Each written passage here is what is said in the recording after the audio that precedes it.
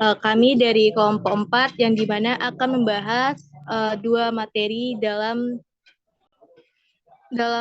ini. Yang pertama itu adanya tentang minoritas antara kambing hitam dan apa sih perlindungan negara dalam kasus Tionghoa di Indonesia, dan selanjutnya masyarakat Syiah Indonesia antara pembauran sosial dan perlindungan negara. Adapun kami dari kelompok 4 yang beranggota 5 orang, mana adanya Lilis Mutia Situmeang, Nur Ainun, Sandi Aryansyah Waruwu, Gibran Muhammad, dan Mikael Hardongansyah Lagan. Baiklah, di sini saya akan membahas tentang judul pertama, yaitu tentang minoritas antara kambing hitam dan apa sih perlindungan negara pada kasus Tionghoa di Indonesia. Selanjutnya, jadi dari beberapa slide, dari beberapa poin ini, dari judulnya aja kita bisa tahu nih, bakalan bahas tentang posisi etnis Tionghoa di Indonesia, yang dimana posisinya itu serba salah. Nah, di satu sisi mereka sering disalahkan atau dijadikan kambing hitam, atau dijadikan kambing hitam. Tapi di sisi lain juga mereka nggak dapat hak perlindungan politik. Nah, dari sini kita bahas poinnya. Ada etnis Tionghoa sebagai minoritas perantara.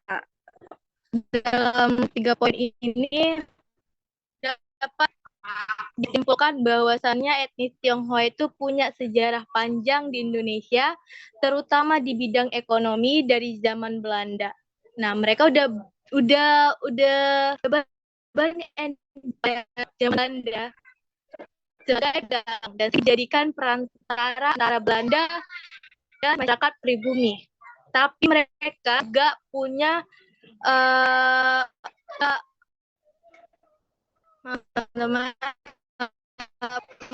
kelompok yang terpisah, yang dimana secara sosial, baik itu tempat tinggal, pendidikan, dan batas-batas pada masa kolonial. Setelah Indonesia merdeka juga, posisi mereka tetap nggak sepenuhnya aman. Walaupun aktif dalam bidang ekonomi, secara sosial dan politik, mereka masih sering dianggap berbeda ini. Dan inilah salah satu penyebab kenapa mereka sering dijadikan sasaran pada ini. Selanjutnya. Nah, pada slide ini itu menjelaskan bahwasannya Tionghoa sebagai kambing hitam, yang dimana poin 1 itu menjelaskan sering dijadikan sasaran krisis ekonomi, poin 2 menjelaskan kerusuhan pada tahun 1998, poin ketiga itu tuduhan keterlibatan PKI pada tahun 1965.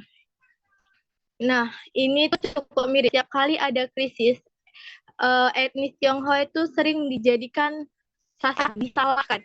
Nah, misalnya waktu krisis ekonomi, mereka dianggap menguasai ekonomi, padahal kenyataannya itu lebih nggak sepenuhnya gitu. Bahkan yang nggak terlibat dalam hal ekonomi saja mereka jadikan sasarannya. Di mana warga Tionghoa banyak jadi korban kekerasan dan penjajahan. Lalu di tahun 1965 juga banyak atas tuduhan PKI. Karena hanya latar belakang mereka bahwasannya itu Tionghoa itu banyak yang mengatakan bahwasannya Tionghoa itu tuduhan PKI-nya itu lebih kuat gitu. Padahal belum terbukti jelas gitu. Terus slide selanjutnya. Absennya perlindungan negara, yang dimana terdapat 3 poin. Poin pertama itu aparat sering tidak dilindungi oleh mereka. Yang poin kedua itu kebijakan diskriminatif SBKRI atau larangan budaya, dan sulitnya masuk pendidikan sektor pemerintahan. Yang ini tuh bikin sulitnya adalah karena mereka sering enggak merasa dilindungi. Habis itu mereka sering nggak hadir buat atas perlindungan dalam banyak kasus kekerasan atau diskriminasi. Penanganannya itu sangat lambat. Nah, bahkan kadang dalam kasus ini tuh banyak dibiarkan pada etnis-etnis Tionghoa pada masanya. Nah, hukum pun nggak selalu berpihak kepada mereka, teman-teman. Akhirnya mereka jadi kelompok minoritas yang hidup dalam kecemasan karena nggak yakin negara bakalan membela mereka kalau terjadi sesuatu. Baiklah, selanjutnya akan dijelaskan oleh teman kita yang bernama Mutia Situmeyang. Kepada Mutia, saya persilahkan. Oke, terima kasih. Izin di sini saya akan menjelaskan tentang reformasi 1998 dan harapan baru. Yang pertama itu ada Gus Dur hapus kebijakan diskriminatif. Gus Dur hapus kebijakan diskriminatif Presiden Abdul Rahman Wahid mencabut kebijakan-kebijakan diskriminatif termasuk penghapusan SBKRI dan larangan terhadap budaya Tionghoa. Terus, Imlek diakui sebagai hari libur nasional. Pengakuan Imlek sebagai hari libur resmi menjadi simbol pengakuan negara terhadap beragaman budaya di Indonesia. Terus ada sentimen anti-Tionghoa masih ada di politik meskipun banyak kemajuan telah dicapai. Isu etnis Tionghoa masih sering dimanfaatkan dalam politik, terutama untuk membangun sentimen nasionalisme yang sempit. Oke, next selanjutnya. Kesimpulannya yaitu etnis Tionghoa punya peran ekonomi besar. Mereka berkontribusi besar dalam perekonomian Indonesia, baik sebagai perdagangan, pengusaha maupun profesional di berbagai sektor. Profesional. Sering dijadikan kambing hitam saat ketika terjadi krisis ekonomi atau sosial. Mereka kerap dijadikan target kemarahan publik, meskipun tidak semua dari mereka berada dalam kondisi ekonomi yang baik. Negara harus lebih aktif melindungi mereka. Negara perlu mengambil langkah lebih tegas untuk memastikan bahwa semua warga negara, termasuk etnis Tionghoa, mendapatkan perlindungan hukum dan hak yang setara dalam masyarakat. Sekian. Baiklah, di sini kami akan membahas topik kedua kami yang dimana itu berjudul Masyarakat Syiah Indonesia antara Pembauran Sosial dan Perlindungan Negara, yang dimana akan disampaikan oleh Gibran Muhammad. Kepada Gibran Muhammad kami persilahkan. Oke, baik. Terima kasih moderator. Di sini saya akan menjelaskan yaitu masyarakat Syiah Indonesia antara pembauran sosial dan perlindungan negara. Yang pertama di sini ada pembaruan Syiah di Indonesia. Yang pertama, Syiah berkontribusi dalam pendidikan Islam tradisional, di mana masyarakat Syiah di Indonesia memiliki peran penting dalam pengembangan pendidikan Islam tradisional. Mereka tidak hanya melestarikan ajaran tradisi keagamaan, tetapi juga berkontribusi dalam penyebaran ilmu pengetahuan Islam melalui pesantren dan lembaga pendidikan lainnya. Hal ini menunjukkan bahwa Syiah bukan hanya bagian dari keragaman Islam di Indonesia, tetapi juga menjadi elemen aktif dalam memperkaya khazanah pendidikan Islam. Seperti contoh pesantren Al-Huda di Sampang. Ini saya dapatkan dari internet, yaitu di Jawa Timur, tepatnya yang dikenal sebagai pusat pendidikan Syiah tradisional. Pesantren ini menjadi tempat belajar bagi banyak santri dari berbagai daerah yang mempelajari fikih, tafsir, dan ilmu hadis dengan pendekatan Syiah. Dan yang kedua memiliki pendekatan kompromi tanpa menghilangkan substansi ajaran Islam. Nah, di sini kita bisa melihat Syiah di Indonesia dikenal memiliki pendekatan yang kompromitan dalam berinteraksi dengan masyarakat luas. Mereka berusaha untuk berbaur dan hidup berdampingan secara damai tanpa harus mengorbankan inti ajaran Islam yang mereka anut. Pendekatan inti penting untuk menjaga identitas sekaligus membangun hubungan sosial yang harmonis dengan kelompok mayoritas dan minoritas lainnya. Seperti contohnya komunitas Sia di beberapa daerah itu seperti Jakarta atau Bandung sering mengadakan dialog lintas agama dan kelompok Islam untuk membangun pemahaman bersama. Dan yang ketiga itu ada jika pembauran berjalan baik akan tercipta harmoni dan sosial.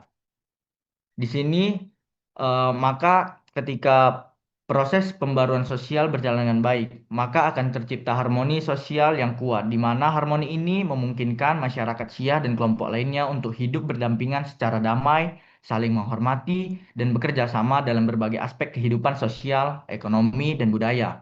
Pembaruan yang sukses juga dapat mengurangi potensi konflik dan diskriminasi. Seperti di beberapa daerah Aceh dan Jakarta. Komunitas Syiah ini hidup berdampingan dengan komunitas Sunni tanpa konflik besar, saling menghormati tradisi dan perayaan masing-masing. Dan di sini ada negara dan pelindungan terhadap Syiah. Sini ada 3 poin juga, di mana yang pertama negara yaitu belum optimal melindungi Syiah dari diskriminasi. Meskipun Indonesia dikenal sebagai negara yang menjunjung tinggi pluralisme dan kebersamaan beragama, perlindungan hukum dan sosial terhadap masyarakat Syiah masih belum optimal.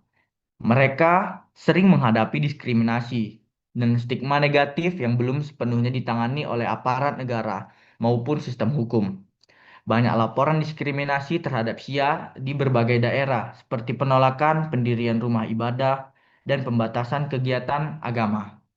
Dan juga beberapa artikel saya baca mendapatkan aparat keamanan kadang kurang responsif dalam menangani kasus-kasus intoleransi yang menimpa komunitas Syiah.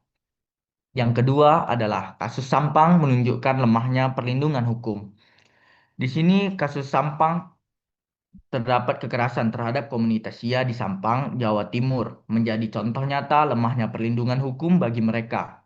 Kasus ini menunjukkan bagaimana kelompok Syiah rentan terhadap tindakan intoleransi dan kekerasan, serta bagaimana respon negara dalam memberikan perlindungan dan penegakan hukum masih kurang efektif. Seperti pada tahun 2012 terjadi pengusiran dan pembakaran rumah-rumah warga Syiah di Sampang oleh kelompok intoleran. Meskipun ada upaya penegakan hukum, prosesnya berjalan lambat dan pelaku kekerasan banyak yang tidak menjadi atau tidak mendapatkan hukum setimpal, sehingga menimbulkan ketidakadilan dan ketakutan di kalangan Syiah. Dan yang ketiga itu pengungsian Syiah mengalami kesulitan akses bantuan. Di sini itu pengungsi Syiah yang terpaksa meninggalkan daerah asalnya akibat konflik atau diskriminasi sering mengalami kesulitan dalam mengakses bantuan sosial dan perlindungan. Hal ini menambah kerentanan mereka dan memperlihatkan perlunya kebijakan yang lebih inklusif dan responsif dari pemerintah untuk kalangan Syiah. Pengungsi Syiah dari Sampang yang pindah ke daerah lain seperti Surabaya atau Jakarta sering mengalami kesulitan untuk mendapatkan tempat tinggal, akses kesehatan, pendidikan, dan bantuan sosial lainnya. Baru kami persilahkan. Baik, saya akan menjelaskan polemik mazhab dan peran negara. Ada 3 eh, poin-poin. Yang pertama, negara cenderung berpihak pada mayoritas kurang netral. Yang kedua, isu pendinasan agama sering digunakan untuk menekankan kelompok lain. Yang ketiga, negara harus menjadi fasilitator dialog, bukan alat represi. Yang saya akan bahas pertama, negara cenderung berpihak pada mayoritas yang kurang netral. Perbedaan mazhab dan antara Syiah dan Sunni sering dipaparkan oleh kebijakan negara yang tidak netral. Negara cenderung berpihak pada mayoritas yang kurang netral. Kebijakan pemerintah sering menguntungkan kelompok Sunni dibanding dengan Syiah. Ada contoh, banyak kebijakan hukum di Indonesia yang lebih berpihak kepada Sunni dan kurang mengakomodasi keberadaan Syiah.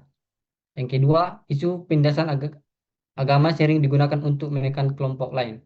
Nah, tuduhan penindasan agama sering digunakan sebagai alasan untuk membatasi kebebasan Syiah, baik dalam menjalankan ibadah, menyebarkan ajaran, maupun berpartisipasi dalam kehidupan sosial dan politik. Hal ini mencerminkan praktik intoleransi yang dapat mengancam kerukunan antar umat beragama dan hak asasi manusia.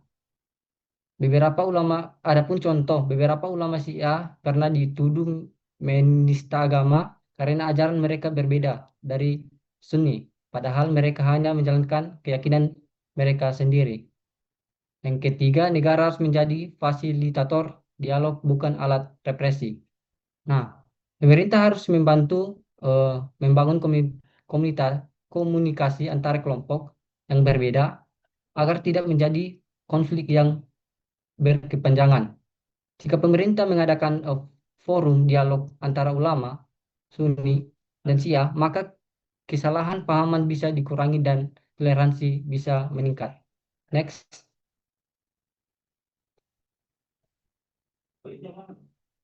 Next. Peran media dalam harmoni sosial. Adapun dua poin-poin yang akan saya bahas. Yang pertama, media seharusnya mendorong toleransi tetapi belum optimal. Nah, media juga memiliki pengaruh besar dalam bentuk opini masyarakat tentang Syiah ini. Media seharusnya mendorong toleransi tetapi belum optimal. Banyak media justru menyebarkan stigma negatif terhadap Syiah sehingga memperburuk diskriminasi yang mereka alami. Beberapa media sering menyebut Syiah sebagai aliran sesat tanpa memberikan kesempatan bagi mereka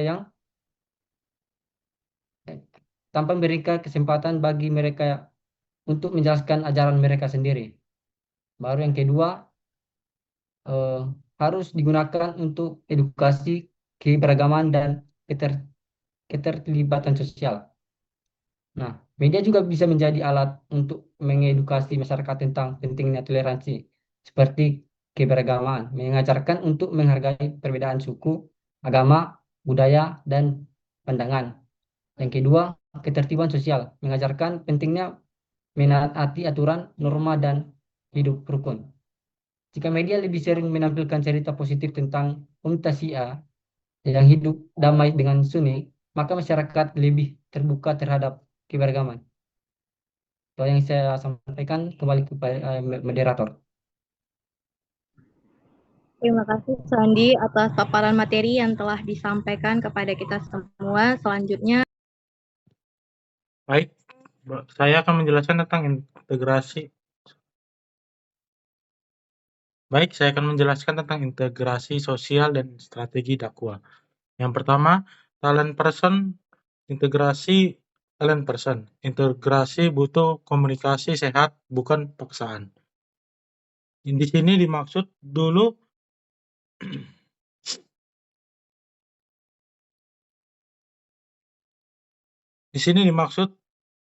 talent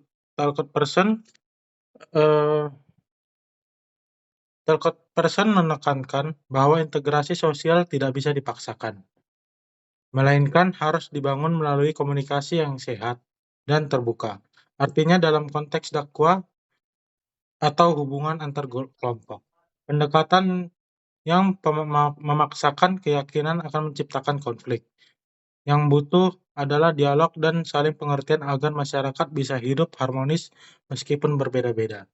Yang kedua, beberapa kelompok dakwah eksklusif menciptakan pluralitas. Ada kelompok dakwah yang menetapkan pendekatan eksklusif, yaitu hanya berinteraksi dengan kelompoknya sendiri dan menutup diri dari pandangan lain. Sikap seperti ini menyebabkan polarisasi atau perpecahan di masyarakat karena tidak memberi ruang untuk kerjasama dan pemahaman lintas kelompok. Polarisasi ini bisa mempersebar kesenjangan sosial dan konflik ideologi. Yang ketiga, ada Syiah di Indonesia menggunakan pendekatan rasional dan adaptif.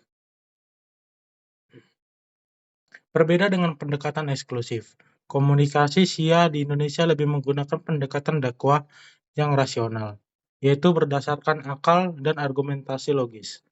Selain itu, mereka juga adaptif, artinya mampu menyesuaikan metode dakwah mereka dengan kondisi sosial dan budaya masyarakat Indonesia. Hal ini membuat mereka lebih mudah diterima dalam konteks sosial yang majemuk. Slide berikutnya.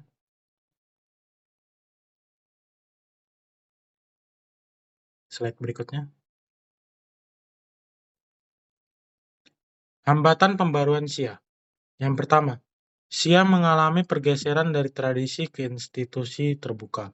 Dulu, dakwah dan praktik keagamaan Shia lebih bersifat tradisional dan informal. Namun, seiring waktu aktivitas mereka lebih terstruktur dalam bentuk lembaga dan institusi. Pergeseran ini bisa menjadi hambatan karena institusi cenderung lebih kaku dan terbatas dalam menjangkau masyarakat luas, sehingga interaksi sosial menjadi berkurang. Yang kedua, intensifikasi konflik sosial meningkat karena faktor internal dan eksternal. Konflik yang dialami oleh kelompok Shia tidak hanya datang dari luar, tetapi juga datang dari dalam. Faktor internal ini bisa berupa perbedaan pandangan di antara sesama pengikut Shia. Sedangkan faktor eksternal mencakup diskriminasi, stigma, dan penolakan dari kelompok mayoritas. Ketegangan ini semakin intens jika tidak ada upaya untuk membangun dialog dan saling pengertian. Dan yang ketiga, negara harus bijak mengelola hubungan mayoritas dan minoritas. Dalam kondisi seperti ini, negara memiliki peran penting sebagai penengah. Negara perlu membuat kebijakan yang adil dan tidak memihak agar kelompok minoritas seperti Shia mendapatkan perlindungan hukum.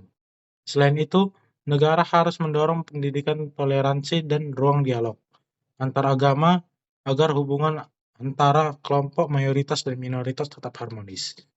Sekian dari saya kembalikan ke moderator.